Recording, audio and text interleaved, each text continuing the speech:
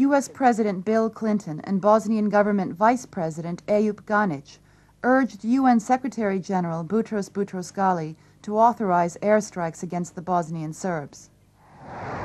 NATO airplanes did indeed launch a limited airstrike against Serbian targets.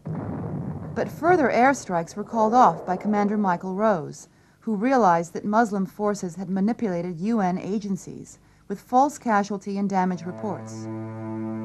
Instead of 2,000 people injured and 700 people killed, fewer than 200 people were injured. Instead of the hospital being destroyed, only one shell had passed through the roof. As he flew by helicopter into Gorazde following the fighting, Rouz was asked about U.S. satellite reports that nearly every house in Gorazde was damaged.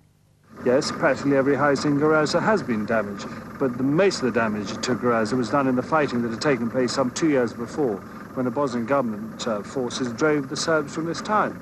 And there were 12,500 Serbs at that time living here, and they were all driven off. The way to distinguish a house that's been damaged by fighting, where a shell has hit it, and a house that's been damaged by ethnic cleansing, is if it's got no roof, no doors, no window frames, and nothing in the house at all, and there are burn marks up it and bullets spread around the walls. That is the house that's been damaged by ethnic cleansing.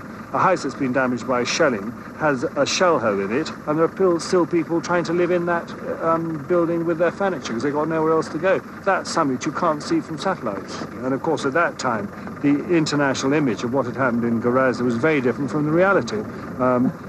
What was dangerous was that policies were beginning to be put together on both sides of the Atlantic about what we should do in Gorazde, but these policies were being put together on totally flawed information.